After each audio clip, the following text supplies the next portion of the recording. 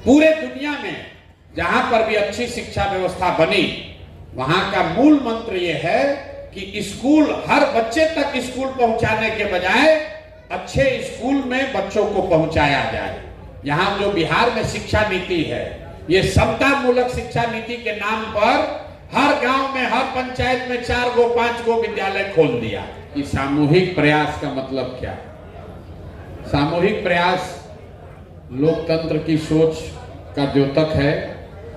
कोई व्यक्ति कितना भी बलशाली, होशियार, पैसे वाला, शक्तिशाली हो, जब तक समाज में सामूहिकता नहीं होगी, जब तक सब लोग कंधा नहीं लगाएंगे या ज्यादातर लोग कंधा नहीं लगाएंगे, तब तक बिहार जैसे राज्य की परेशानी को दूर नहीं किया जा सकता है। बिहार को इस स्थिति में किसी एक व्यक्ति ने नहीं पहुंचाया है।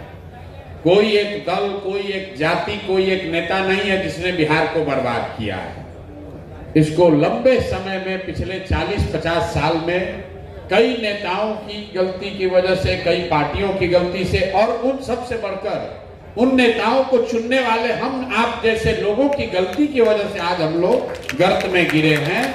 तो अगर सब लोग मिलकर बिहार को हम लोग गर्त में गिराए हैं, तो निकालने का जिम्मा भी सब लोग का है। इसलिए लिखा हुआ है सामूहिक प्रयास। दूसरा जो सवाल आपने भाई साहब ने किया कि नीचे गांव देहात में, अंतिम वार्ड में, घर तक शायद जनसुराज का बहुत कार्यकर्ता आपको नहीं दिख रहा है। बात तो ठीक है, 13 करोड़ बिहार की आबादी है। अगर बिहार अलग से देश होता तो दुनिया में 10वां सबसे बड़ा देश होता, 10वां सबसे बड़ा देश होता। 13 करोड़ आबादी तक किसी बात को, विचार को, व्यक्तित्व को, प्रोग्राम को पहुंचाने के लिए चाहे आप दिन रात जितना भी मेहनत कर लीजिए, एक समय लगना ही लगना है। इतना बात तो आप जरूर मानिएगा कि 2 बरस पहले जितने लोग जनसुराज के बारे में जानते थे, इससे प्रभावित थे, इससे जुड़े थे, उससे कई गुना ज्यादा लोग आज जनसुराज को जानते हैं, इससे जुड़े हैं या इसकी ओर देख रहे हैं। संगठन जो है वो गीली मिट्टी से दीवार बनाने के जैसा है। गीली मिट्टी, गिलावा का जो दीवार बनता है, उसको आप एक दिन में नहीं बना सकते हैं। थोड़ा आप दीवार बनाते हैं, वो गीली मिट्टी थोड़ा सूखती है, फिर ऊपर से उस पर मिट्टी डालते हैं। एक ही बार दीवार उठाइएगा तो पलट जाएगा। संगठन भी सतत बनाया जा सकता है। आपको लग रहा है कि जनसुराज का प्रचार और होना चाहिए, बहुत अच्छी बात है, होना चाहिए। आपको एक आंकड़ा दे देते हैं। भाजपा जो अपने आप को इतना बड़ा दल बताती है, जिसके संगठन की इतनी चर्चा है, आरएसएस की बात है, उनके पास अथक पैसा है, इतने नेता हैं, भाजपा को बिहार में 10% वोट लेने में 20 बरस लगे। 20 बरस भाजपा को बिहार में 10% वोट लेने में 20 बरस लगा। जनसुराज अभी उपचुनाव लड़ा, हम लोग को ऐसी सफलता नहीं मिली जैसा हम लोग सोचते थे, लेकिन हम लोग की असफलता में भी 11 दिन पुराना दल 10% वोट लेकर आया। और जब 1 महीने के बाद एमएलसी का चुनाव हुआ, उसमें जनसुराज के उम्मीदवार को 22% वोट आया है। ये जनसुराज की सोच का, प्रयास का प्रभाव है। और बेहतर होना चाहिए, उसी के लिए तो हम लोग लगे हुए हैं। अभी एक प्रसाद किशोर चले थे, अब हजारों आप जैसे लोग इसमें जुड़ेंगे।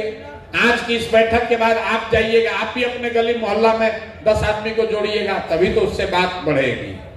दूसरी बात, आपने कहा कि आप बता रहे हैं कि 8 जातियों के पास जमीन है, तो कोई ये दुष्प्रचार कर सकता है कि प्रसाद किशोर ये जमीन आपके छीनने की बात कर रहे हैं।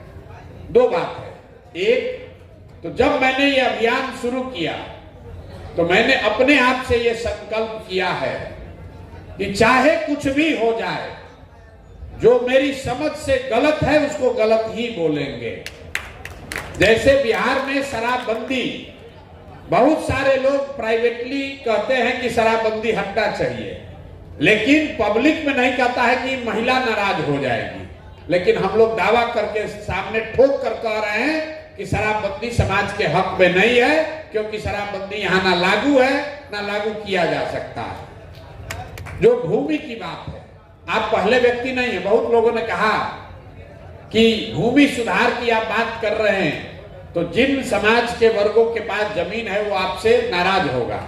यही डर है कि सामाजिक न्याय की बात करने वाले लालू यादव ने, नीतीश कुमार ने आज तक बिहार में भूमि सुधार का बात नहीं किया, लेकिन हम लोग कर रहे हैं। आपको समझने की बात है, अगर भूमि सुधार लागू होगा तो जिसका जमीन है उसको भी लाभ है, क्योंकि आज आपके पास पेपर पर जमीन है, उसका मालिकाना हक नहीं है। उसका रसीद कटवाने जा रहे हैं तो सीओ और डीसीएलआर 20,000, 40,000, 50,000 घूस ले रहा है। आज यहाँ एक एकड़ का दाम, 1 बीघे का दाम अगर 10 लाख है, पंजाब में जाइएगा 1 बीघे का दाम 80 लाख है। तो अगर बिहार में तरक्की होगी, भूमि सुधार लागू होगा, तो उससे जिनके पास जमीन है उसका भी फायदा होगा, और जिनको जमीन नहीं मिली, 1/3 जमीन यहाँ सरकारी डिस्प्यूट में पड़ा हुआ है। जरा आप पूछिए, विनोबा भावे 10 साल पैदल चले, भूदान आंदोलन बिहार में हुआ, लाखों एकड़ जमीन उन्हीं समाज के लोगों ने दिया जिसके पास जमीन थी। वो जमीन कहां गया, किसको मिला वो जमीन, कोई पूछने वाला नहीं है। बिहार में भूमि सुधार लागू होगा तो जिनके पास भूमि है उनका भी फायदा है, और जिनके पास भूमि नहीं है उनका भी फायदा है। तो इसमें डरने वाली कोई बात नहीं है। चुनाव में आप जाकर कुछ बोलिएगा तो कोई विरोध करेगा ही, लेकिन सबसे बड़ी बात है कि जो सही है वो बोलना है, चाहे कोई नाराज हो या खुश हो।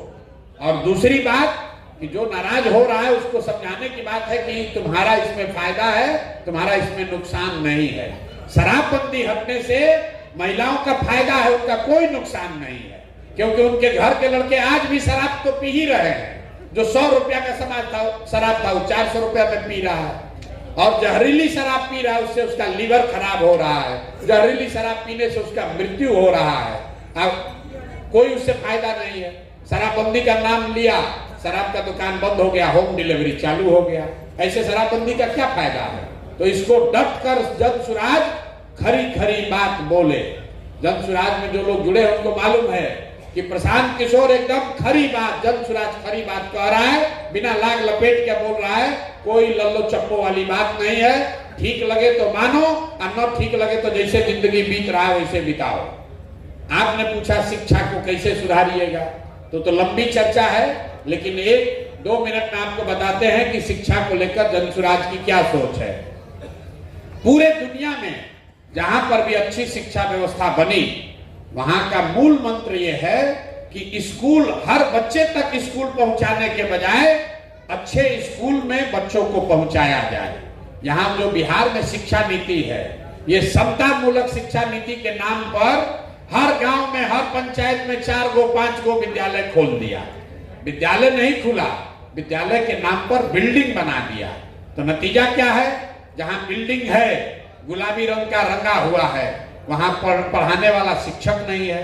जहां शिक्षक है वहां बिल्डिंग नहीं है। जहां दोनों है वहां पढ़ाने की कोई व्यवस्था नहीं है। जहां तीनों है वहां बच्चे ही नहीं है। तो इसको सुधारने के लिए दुनिया में जो लोग इस चीज को समझते हैं, उन्होंने क्या कहा कि नहीं, अगर पूरे प्रखंड में 50 विद्यालय के बजाय 5 अच्छे विद्यालय बना दिए जाएं और लोगों को स्कूल बस की सुविधा दे दी जाए ताकि लोग अपने बच्चों को स्कूल बस से स्कूल तक ले जाएं, तो वो ज्यादा बेहतर है। अब आप कहें कैसे होगा? इसी बिहार में नेतरहाट का नाम आप सुने होंगे, आप शिक्षक हैं। नेतरहाट सरकारी विद्यालय था। इसी बिहार में नेतरहाट, एक नेतरहाट से 1500 से ज्यादा IAS IPS बने हैं, एक विद्यालय से। आप जरा समझिए कि अगर हर प्रखंड में एक भी नेतरहाट होता तो बिहार में कितने बच्चों का, कितने परिवार का जीवन सुधर जाता। तो जनसुराज की सोच ये है कि हर साल एक प्रखंड में, हर प्रखंड में एक विद्यालय को नेतरहाट के स्तर का बनाया जाए। क्यों एक विद्यालय? क्योंकि उतना ही पैसा है। अगर हर प्रखंड में एक विद्यालय को नेतरहाट जैसा बनाना हो तो बिहार में 15 से 20 हजार करोड़ रुपया खर्चा लगेगा। तो हम लोग की सोच ये है कि हर साल प्रखंड के स्तर पर एक विद्यालय को नेतरहाट के स्तर का बनाया जाए।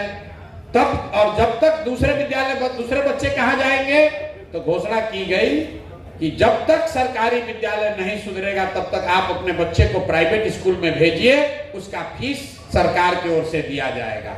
और अगले 5 वर्ष में अगर हर वर्ष आप एक विद्यालय भी सुधारते हैं तो 5 वर्ष में हर प्रखंड में 5 को बढ़िया विद्यालय बन जाएगा। आप जरा बताइए, शहर में आप रहते हैं, विद्यालय आपके घर के बगल में नहीं है, आपका बच्चा कैसे जाता है? स्कूल बस से जाता है। अगर आपको मालूम है कि 5 किलोमीटर दूर एक बढ़िया विद्यालय है, अपने बच्चे को कंधा पर बैठा के ले जाइएगा, साइकिल पर ले जाइएगा, बजाय इसके कि आपके घर के बगल में विद्यालय, वहां पढ़ाई नहीं हो रहा, खिचड़ी खिलाया, घरे भेज दिया। तो आधा से ज्यादा विद्यालय को बंद कर देंगे और सिर्फ अच्छे विद्यालय ही चलाए जाएं, तभी बात बन पाएगी। अभी बिहार में 4 लाख शिक्षक है, लेकिन कोई ऐसा विद्यालय नहीं है जहां सभी विषयों के अच्छे शिक्षक हों। लेकिन अगर पंचायत के स्तर पर 6 विद्यालय के शिक्षकों को इकट्ठा कर दीजिए तो कम से कम एक विद्यालय जरूर ऐसा हो जाएगा जहां सभी विषयों की अच्छी पढ़ाई हो सकती है। यही जन स्वराज के शिक्षा सुधार के मूल में है कि अच्छे विद्यालय, हर विद्यालय को बच्चे तक पहुंचाने के बजाय अच्छा विद्यालय बनाइए और बच्चों को स्कूल बस के माध्यम से वहां पहुंचाइए, तभी शिक्षक वहां रहेगा। नहीं तो हर गांव में खोल दीजिएगा विद्यालय, मान लीजिए विद्यालय खोल भी दिए, तो भी टीचर वहां रहेगा कैसे? उसको तो रहने का जगह नहीं है। टीचर का बच्चा बीमार पड़ेगा तो वो कहां जाएगा? वहां तो अस्पताल नहीं है। इसीलिए दुनिया भर में ऐसा बनाया गया है कि हर गांव में अस्पताल हो या न हो, हर विद्यालय में, हर गांव में विद्यालय हो या न हो, 4, 5, 7, 10 जगह पर हो जहां लोग पहुंच सके, उनको पहुंचने की सुविधा दे दी जाए। अगर अस्पताल हो, थोड़ी दूरी पर भी हो और एम्बुलेंस की सुविधा रहे तो गांव से लोग वहां पहुंच सकते हैं। और हर गांव में जाइएगा खोलने अस्पताल तो कभी खुलेगा ही नहीं, वो खाली उसमें भैंस और बकरी बैठेगी, कभी उससे खुलने वाला नहीं। देख लीजिए जितना पीएचसी और सब सेंटर खुला है उसमें किसी का इलाज नहीं हो रहा है। अगर सरकार वहां डॉक्टर का पोस्टिंग कर भी देगा तो डॉक्टर दीने में भागता है, पैसा दे देता है, भाग जाता है। तो उससे अच्छा है कि कम से कम प्रखंड में 2 अच्छा विद्यालय, 5 अच्छा विद्यालय और 2 अच्छा अस्पताल खोल दीजिए। धीरे धीरे जैसे जैसे साधन आएगा वो संख्या बढ़ाई जाएगी। एक प्रखंड में आप कहिए 5 क्यों, 10 क्यों नहीं? इसलिए कि बिहार के पास इतना पैसा नहीं है। जो नेता नहीं समझता कहता हम आएंगे सुधार देंगे, नहीं सुधर सकता है। 10 वर्ष में बिहार की शिक्षा व्यवस्था को सुधारने में 10 वर्ष लगेगा। हर वर्ष 15,000, 20,000 करोड़ रुपया अगर खर्चा किया जाए तो विश्व स्तरीय व्यवस्था, शिक्षा व्यवस्था यहाँ अगले 10 वर्ष में 5 लाख करोड़ रुपया खर्च होगा, तब बिहार में विश्व स्तरीय शिक्षा व्यवस्था बन सकती है। और उतना पैसा लाना है तो 10 वर्ष लगेगा। तो जैसे आपको पहले कहे बिगड़ा है 30 वर्ष में, तो बनाने के लिए 5-10 वर्ष धीरज रख कर काम करना पड़ेगा। एक दिन में कोई इसको नहीं सुधार सकता है। अगर कोई कह रहा है तो आपको सिरे से मूर्ख बना रहा है।